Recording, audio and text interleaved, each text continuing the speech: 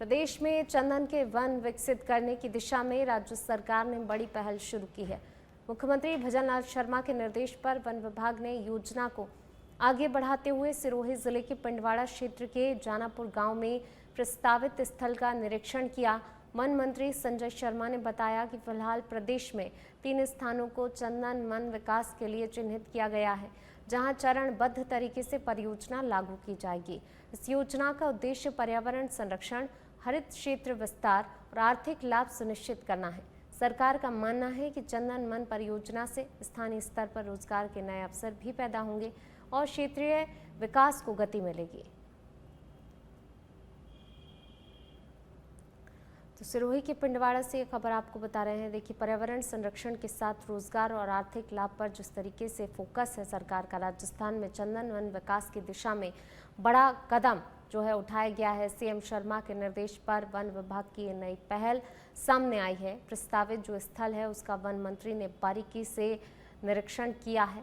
तो देखिए, लगातार जो है सरकार अग्रसर है, तमाम बिंदुओं को लेकर नए कदम उठाए जा रहे हैं और पर्यावरण की दिशा में भी इसे एक वन विभाग की नई पहल कहा जा रहा है। प्रस्तावित स्थल का वन मंत्री ने ये निरीक्षण किया है। देखिए, तस्वीरें आप देखिए, वन मंत्री वहां पर पहुंचे स्थल का निरीक्षण करने के लिए। चलिए बढ़ेंगे आगे, बात अगली खबर की। जयपुर से खबर है, शिप्रा पथ थाना इलाके में तेज रफ्तार थार का कहर देखने को मिला है। थार ने स्कूटी सवार महिला को जोरदार टक्कर मार दी है। टक्कर के बाद महिला 20 से 25 फीट तक घसीटते हुए चली गई। हादसे में नेहा श्रीवास्तव गंभीर रूप से घायल हो गई। महिला को अस्पताल में भर्ती करवाया गया है। विजयपथ एसबीआई के सामने ये हादसा हुआ। ये पूरी घटना वहां लगे हुए सीसीटीवी कैमरे में कैद हो गई है। फिलहाल पुलिस मामले की जांच में जुटी हुई है। तेज रफ्तार और लापरवाही पर फिर से कई सवाल उठे हैं।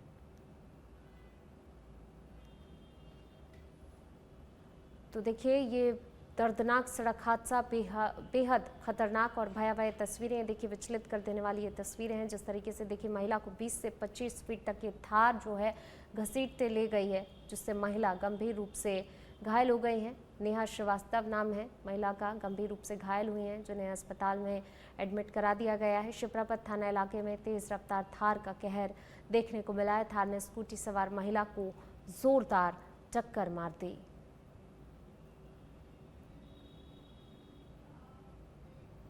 चलिए बढ़ेंगे आगे, बात अगली खबर की। जयपुर से बड़ी खबर, एडीसीपी ईस्ट आलोक कुमार सिंघल के नेतृत्व में ऑपरेशन क्रैकडाउन 3 दिवसीय एरिया डोमिनेशन अभियान में 194 टीमों की बड़ी कार्रवाई देखने को मिली है। 564 स्थानों पर दबिश दी गई है। अभियान में 702 लोगों को गिरफ्तार किया गया है। 548 असामाजिक तत्वों पर धारा 170 बीएनएस के तहत कार्रवाई की गई है। 17 लोगों के खिलाफ धारा 129 बीएनएस में कार्रवाई हुई है। लंबित मामलों में 6 वांछित अपराधी गिरफ्तार किए गए हैं। वहीं अवैध हथियारों के 2 प्रकरण दर्ज कर 2 आरोपी धर दबोचे गए हैं। 1 अवैध पिस्टल, 1 देसी कट्टा, 2 जिंदा कारतूस जब्त किए गए हैं।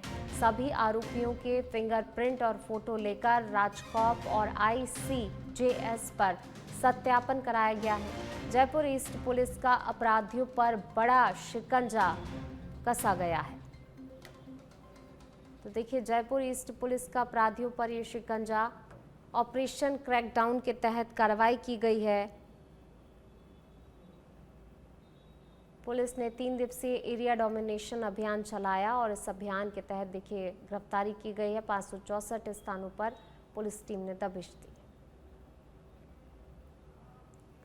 चलिए बढ़ेंगे आगे, राजस्थान पुलिस की एंटी गैंगस्टर टास्क फोर्स ने संगठित अपराध के खिलाफ अभियान के तहत बड़ी सफलता हासिल करते हुए पंजाब के नकुदर में व्यापारी से रंगदारी और फायरिंग मामले में फरार गैंगस्टर चंद्रप्रकाश शर्मा उर्फ चंदू शर्मा को दौसा के बांदीकुई से दस्तयाब किया गया है। आरोपी पर 18 जनवरी 2026 को पंजाब में व्यापारी के कार्यालय पर फायरिंग कर दहशत फैलाने का आरोप है।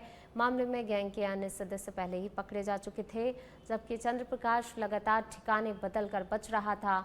एडीजी दिनेश MN के निर्देश पर AGTF ने करीब 1 महीने की निगरानी और पुख्ता सूचना के आधार पर विशेष टीम बनाकर ये कार्रवाई की है।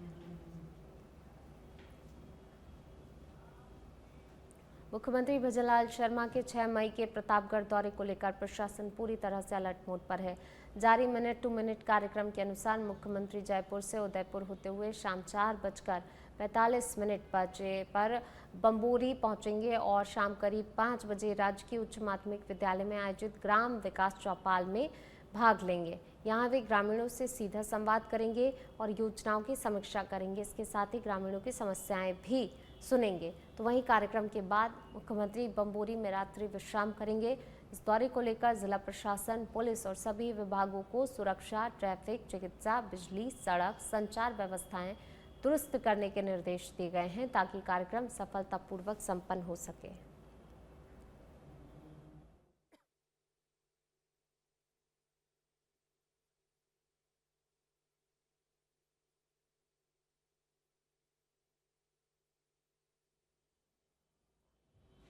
चलिए पढ़ेंगे आगे, बात करेंगे अब राजसमंद की, जहां जिले के छापली घाट में मंगलवार दोपहर उस वक्त बड़ा हादसा हो गया जब उदयपुर से अजमेर जा रहा केमिकल से भरा हुआ टैंकर अनियंत्रित होकर पलट गया और उसमें भीषण आग लग गई। आग इतनी तेजी से फैली कि पूरे क्षेत्र में अफरा तफरी मच गई और एहतियातन 4 लेन हाईवे पर यातायात तत्काल बंद कर दिया गया। वहीं सूचना पर थाना पुलिस और आमोट, राजसमंद और देवगढ़ से पहुंची 5 फायर ब्रिगेड की टीमों ने करीब 2 घंटे की कड़ी मशक्कत के बाद किसी तरह आग पर काबू पाया। फिलहाल आग बुझा दी गई है, लेकिन टैंकर हटने के बाद ही ड्राइवर और खलासी की स्थिति स्पष्ट हो सकेगी।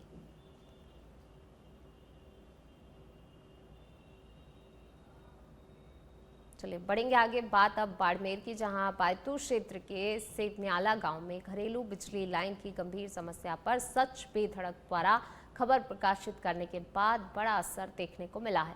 बेनीवाल और ब्राह्मणों की ढाणी जाने वाली लाइन में बिजली पोल के बीच अधिक दूरी होने से तार बार बार टूट रहे थे, जिससे कि खेतों में 2 बार आग लगने जैसी घटनाएं सामने आई थी। ग्रामीणों की शिकायत के बाद मुद्दा प्रमुखता से उठाया गया, जिसके बाद विद्युत विभाग तुरंत सक्रिय हुआ और आज लाइन के बीच नए बिजली पोल स्थापित कर समस्या का समाधान कर दिया गया। वहीं राहत मिलने पर ग्रामीणों ने मीडिया, बैतूल विद्युत विभाग और जोधपुर एमडी का आभार जताया है।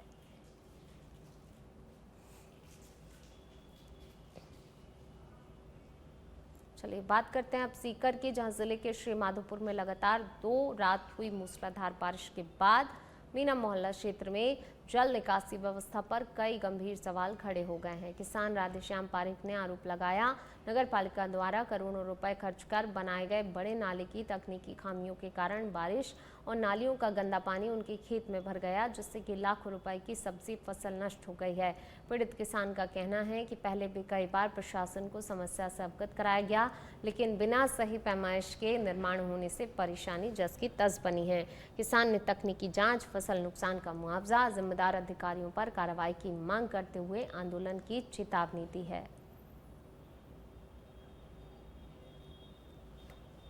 माधोपुर के अंदर ये बाईपास रोड से मीणा चौक तक जो अभी नवनिर्मित नाला बना है, उसको गलत पैमाई से बनाया गया है। ऊपर से सांपनुमा आकृति बना दी इसको और अंदर से भी इसमें डाल दे करके ऐसा बनाया है कि पानी जहाँ रहता है वहाँ पड़ा रहता है। अभी हाल ही में 2 दिन की जो बारिश हुई, उस बारिश के कारण ओवरफ्लो हो गया नाला और ऊपर से आकर के सारी फसल चौपट हो गई। नगर पालिका ने ये नाला गलत बनाया है, इसका सारा पानी हमारी गाँव के अंदर आता है, हमारी फसल नष्ट हो गई, हमारे जानवर भी बैठ नहीं पा रहे वो पानी। बूंदी जिला परिषद में मुख्य कार्यकारी अधिकारी रवि वर्मा ने मंगलवार को महात्मा गांधी नरेगा योजना की विस्तृत समीक्षा करते हुए अधिकारियों को निर्देश दिए। उन्होंने स्पष्ट किया, प्रत्येक ग्राम पंचायत में पर्याप्त रोजगार उपलब्ध कराया जाए और मई माह में किसी भी पंचायत समिति क्षेत्र में 20,000 से कम श्रमिक नियोजन होने पर संबंधित कार्मिकों के खिलाफ अनुशासनात्मक कार्रवाई की जाएगी। इसके साथ ही प्रधानमंत्री आवास योजना ग्रामीण और मुख्यमंत्री जल स्वावलंबन योजना के तहत स्वीकृत कार्यों के लिए समयबद्ध मास्टर रोल जारी करने, पूर्ण कार्यों की जियो टैगिंग और जॉब कार्ड धारकों की 100% KYC सुनिश्चित करने के निर्देश दिए गए। वहीं मृत और स्थायी पलायन कर चुके व्यक्तियों के नाम हटाने पर जोर दिया गया।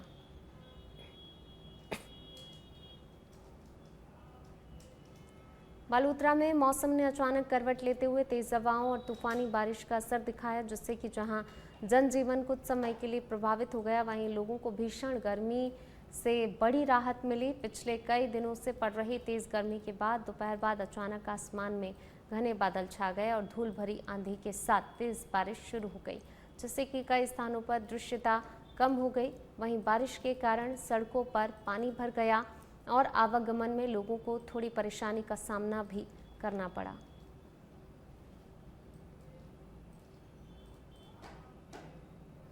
अलवर के राजगढ़ कस्बे में ख्वास जी के बाग स्थित राम रघुनाथ महाराज मंदिर की भूमि पर कथित अतिक्रमण और प्लॉटिंग के विरोध में सैकड़ों महिला पुरुषों ने रैली निकालकर उपखंड कार्यालय पहुंचकर प्रदर्शन किया।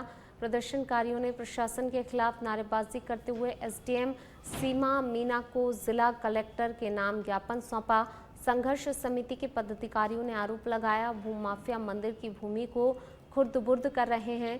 वहीं उन्होंने मांग की है मामला न्यायालय में लंबित होने के चलते अंतिम निर्णय तक किसी भी प्रकार की पैमाइश, पत्थरगड़ी या फिर कब्जा न कराया जाए और मंदिर भूमि धार्मिक उपयोग के लिए भी सुरक्षित रखी जाए।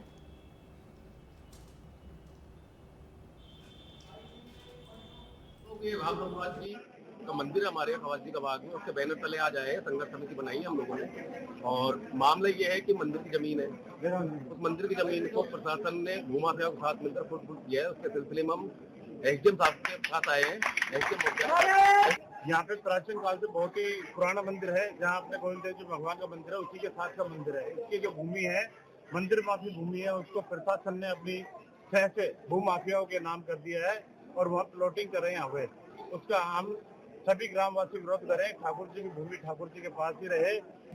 एसडीएम साहब से निवेदन करते हैं, राजगढ़ प्रशासन से भी निवेदन करते हैं कि हमारी भूमाफियाओं के द्वारा राजगढ़ की जो संपत्तियां हैं, पुरातन संपत्तियां हैं, उनको खुर्द-बुर्द किया जा रहा है, उनको रोक लगाई जाए और राजगढ़ प्रशासन इसके ऊपर ध्यान दे, क्योंकि राजगढ़ के प्रशासन की मिली भरतपुर के रूपवास कस्बे में जटमासी मार्ग स्थित महात्मा गांधी रावउमा विद्यालय का नवनिर्मित भवन शिक्षा विभाग की अनदेखी का शिकार बना हुआ है।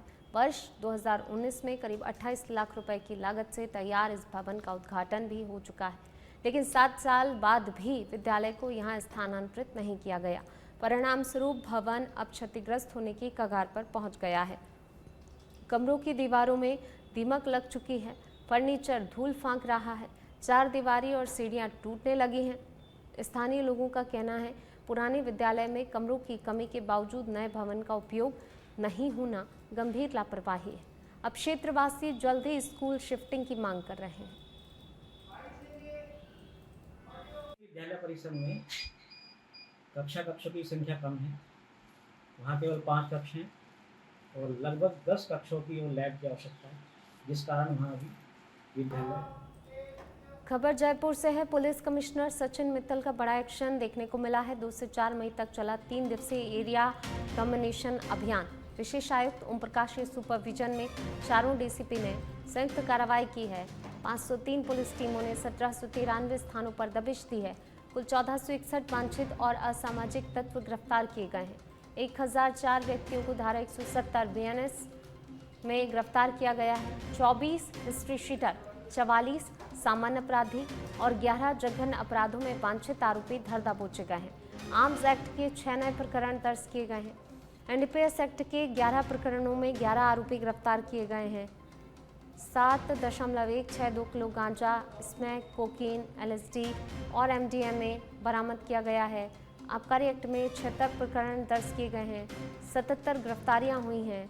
4210 पौए अवैध शराब और 113 लीटर हथकढ़ शराब जब्त की गई है। जयपुर पुलिस का अपराध और नशे के नेटवर्क पर बड़ा प्रहार देखने को मिला है।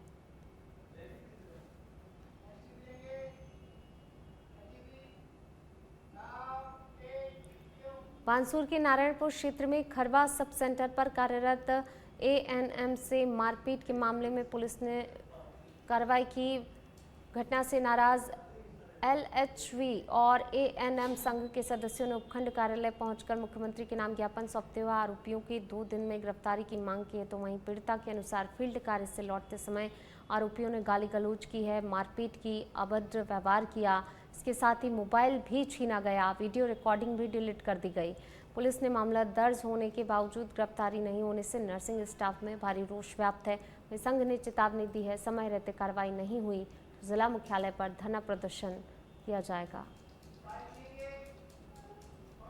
अध्यक्ष CHO से आज हम यहाँ सब इकट्ठे हुए हैं। ANM बहन जी खरवा में पोस्टेड है ममता, उनके साथ कुछ गांव वालों की तरफ से आपराधिक घटना हुई है, मारपीट की गई है। उसके खिलाफ हमने SDM साहब को ज्ञापन प्रस्तुत किया है और हमारी मांग है SDM साहब से कि अपराधियों के खिलाफ जल्द से जल्द कार्रवाई की जाए और अगर कार्रवाई नहीं की जाती है 6 तारीख तक तो हम 7 तारीख को कलेक्ट्रेट में धरना देंगे। सिरोही जिले के रेवदर के अनादरा क्षेत्र में अचानक बदले मौसम ने एक परिवार की शादी की खुशियों में खलल डाल दिया। सिंगारली खेड़ा पावटा गांव में आयोजित विवाह समारोह के दौरान शाम को तेज आंधी चलने लगी, जिससे कि मेहमानों के लिए लगाया गया टेंट उखड़कर बिखर गया। वहीं मौके पर मौजूद परिवारजन और मेहमान टेंट को संभालने के लिए दौड़े, लेकिन तेज हवाओं के आगे उनकी कोशिशें नाकाम रहीं। तो अचानक आई इस आंधी से समारोह स्थल पर अफरा तफरी का माहौल बन गया। हालांकि राहत की बात ये रही कि इस घटना में किसी के घायल होने की सूचना नहीं है। वहीं मौसम के अचानक बदले मिजाज ने शादी समारोह की रौनक कुछ समय के लिए फीकी कर दी।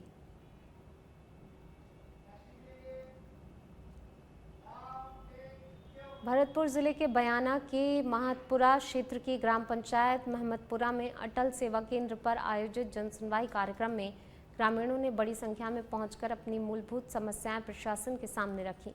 इस दौरान ग्रामीणों ने बिजली की अनियमित आपूर्ति, पेयजल संकट, जर्जर सड़क, नालियों के अभाव जैसी समस्याओं को प्रमुखता से उठाया। लोगों ने बताया लंबे समय से इन समस्याओं के कारण दैनिक जीवन प्रभावित हो रहा है। साथ ही महमदपुरा में रोडवेज बस स्टॉप की मांग भी जोरदार तरीके से रखी गई ताकि आवागमन सुगम हो सके। ग्रामीणों ने अपनी मांगों को लेकर जिला कलेक्टर को ज्ञापन सौंपते हुए शीघ्र समाधान की अपेक्षा जताई है।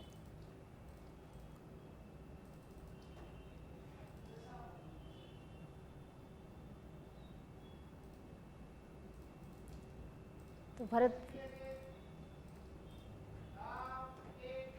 छत्तीसगढ़ के बेमेतरा जिले के ग्राम हेमाबंद में प्रधानमंत्री आवास योजना के तहत बन रहे मकान को लेकर बड़ा विवाद सामने आया है।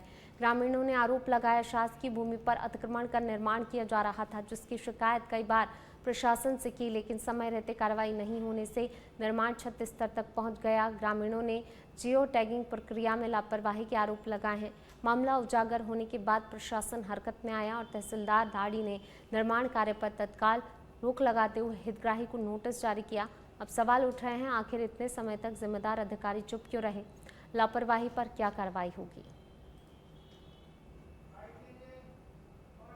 समस्या ये है, आवाज जो आया है सुर्खी का है और हमारे गांव में बन रहा है। हम लोग इतने शासन से गुहार लगाए हैं, लेकिन शासन हम लोगों का कुछ नहीं सुना है।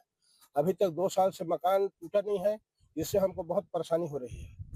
हम शासन से इतना गुहार लगा रहे हैं कि शासन हमारा कोई सुनाई नहीं कर रहा है। हमारे यहाँ बेदक कब्जा में बनाया जा रहा है आवास योजना। अपने स्थानीय जमीन को छोड़कर बेदक कब्जा में बना रहे हैं हेमाबंद पंचायत में। शासन से गुहार लगाए, कलेक्टर पर जनता बरनोदास धनमत भाई। छत्तीसगढ़ के गरियाबंद जिले में खाद्य एवं औषधि प्रशासन ने फिंगेश्वर स्थित नीलम मेडिकल पर छापेमार कार्रवाई कर बड़ी अनियमितताओं का खुलासा किया है। जांच के दौरान नशीली दवाओं से जुड़े दस्तावेजों की पड़ताल की गई, जिसमें रिकॉर्ड में भारी गड़बड़ियां सामने आईं। टीम ने मेडिकल स्टोर में युवाओं के बीच तेजी से लोकप्रिय हो रही गोरा होने की क्रीम भी जब्त की है और उसके वैधानिक दस्तावेज मांगे हैं। संबंधित दस्तावेज संतोषजनक नहीं मिलने पर क्रीम का सैंपल लेकर जांच के लिए भेजा गया है।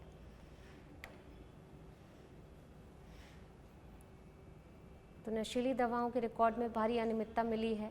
गोरा होने की क्रीम जब्त की गई है, सैंपल भी जांच के लिए भेजे गए हैं।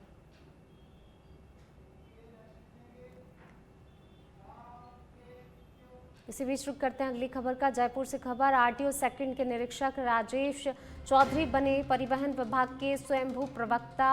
इस निरीक्षक को किसने बनाया? परिवहन विभाग का अधिकृत प्रवक्ता या बिना किसी अधिकारी के विभागीय मामलों पर प्रेस नोट जारी कर रहे। मारपीट के वीडियो मामले में निरीक्षक अनिल बसवाल के बचाव में लिखी स्क्रिप्ट कर रहे सर्कुलेट। मारपीट की घटना पर आधिकारिक वर्जन के बजाय निरीक्षक का प्रेस नोट जारी करना कितना उचित है? इससे पहले भी हर विवादित मामले में प्रेस नोट जारी कर समानांतर विभाग चला रहा निरीक्षक विभाग के पीआरओ या उच्च अधिकारियों के बजाय निरीक्षक जारी कर रहा प्रेस नोट। परिवहन मंत्री और उच्च अधिकारियों की पावर का इस्तेमाल कर रहे हैं छोटे स्तर के अधिकारी। अगर ऐसे प्रेस नोट में दी गई जानकारी कल को झूठी निकलती है तो विभाग की साख का आखिर जिम्मेदार कौन होगा, ये एक बड़ा सवाल है। पूर्व में परिवहन निरीक्षक संघ का अध्यक्ष रह चुका है ये निरीक्षक। अनिल बसवाल के पक्ष में सफाई देने वाला ये निरीक्षक आखिरकार कौन है? और ज्यादा जानकारी के लिए हमारे सहयोगी सुनील यादव हमारे साथ जुड़ गए हैं। सुनील, आखिर क्या कुछ पूरा मामला है? कई सारे सवाल इस पूरे मामले में आखिरकार खड़े होते हुए नजर आ रहे हैं। बिल्कुल पूनम, देखिए, ये हर एक सरकारी विभाग का एक सिस्टम होता है कि जो भी विभाग के संबंधित तमाम, चाहे विवादित खबरें हों या फिर अन्य विभागीय उपलब्धियों को लेकर हो, हर प्रकार की जानकारी या तो सक्षम स्तर का अधिकारी है वो जारी करता है, वो बयान देता है, वो पक्ष देता है, या फिर जो संबंधित मंत्री या जो पीआरओ पब्लिक रिलेशन ऑफिसर यानी विभाग का जनसंपर्क अधिकारी है वो मीडिया को या पब्लिकली इस तरह की जानकारी देता है। लेकिन पिछले कुछ दिनों से परिवहन विभाग में ये देखा जा रहा है कि आरटीओ सेकंड के निरीक्षक हैं राजेश चौधरी, वो हर मामले में प्रेस नोट जारी कर देते हैं और जो मीडिया से जुड़े हुए तमाम जो लोग हैं उनमें वो प्रेस नोट सर्कुलेट करते हैं। खासतौर पर जब इस तरह की घटनाएं जिनका जिक्र हो रहा है, जो मारपीट की घटनाएं हों या फिर जो परिवहन निरीक्षक या परिवहन के उड़न दस्ते हैं उन पर वाहन चालकों द्वारा जो आरोप लगाए जाते हैं या किसी प्रकार की जो हिंसक घटनाएं होती हैं, उन मामलों में यह परिवहन निरीक्षक जो है राजेश चौधरी ये खास रुचि रखता है और संबंधित जो परिवहन निरीक्षक हैं, उड़न दस्ते हैं, उनके बचाव में, उनके पक्ष में, उनकी सफाई के लिए इस तरह की प्रेस नोट जारी करता है। अब सवाल ये है, जब सिस्टम बना हुआ है, जब सारी चीजें बनी हुई हैं, तो एक इंस्पेक्टर स्तर का अधिकारी क्यों ये बयान जारी करता है? उसके पास इस तरह के कोई अधिकार नहीं है कि वो ये बता सके कि आखिर इस मामले की सच्चाई क्या है। बड़ा सवाल ये है कि ये सारे जो इस तरह की जो खबरें जब दी जाती है मीडिया में या पब्लिकली, तो उनकी एक पूरी जिम्मेदारी और जवाबदेही होती है। कल को अगर ये राजेश चौधरी जो खबरें भेजता है, जो प्रेस नोट भेजता है, इसमें किसी तरह की गलती हुई, किसी तरह की गलत जानकारी हुई, तो विभाग की साख पर जो सवाल खड़े होंगे उसका जिम्मेदार कौन होगा? क्या राजेश चौधरी उसका जिम्मेदार होगा? ऐसे में एक खबर चलाने का मकसद यही है और सवाल भी इसलिए उठ रहे हैं कि विभाग के जो बड़े अधिकारी हैं उनको समय रहते हुए एक एसओपी जारी करनी चाहिए और एक बिल्कुल जो स्पष्ट नियम है वो जारी करना चाहिए। और राजेश चौधरी जो परिवहन निरीक्षक है इससे भी सवाल पूछने चाहिए कि उसको इस तरह के प्रेस नोट जारी करने का अधिकार जो है वो आखिर किसने दिया है? क्या वो परिवहन विभाग के जो है पीआरओ नियुक्त किए गए हैं? क्यों वो तो एक परिवहन निरीक्षक ही हैं, बावजूद इसके इस तरह की जानकारी क्यों सर्कुलेट कर रहे हैं? या फिर सवाल ये भी उठते हैं कि परिवहन निरीक्षक या उड़न दस्तों के बचाव में ही क्यों प्रेस नोट जारी करते हैं? क्या कोई व्यक्तिगत हित है इस परिवहन निरीक्षक का? तो तमाम सवाल हैं। जरूर इस मामले पर गंभीरता से जो उच्च अधिकारी उनको ध्यान देना चाहिए। परिवहन मंत्री जो कि डिप्टी सीएम है उनको भी इस मामले पर ध्यान देना चाहिए। पूनम, शुक्रिया सुनील इस तमाम जानकारी को साझा करने के लिए।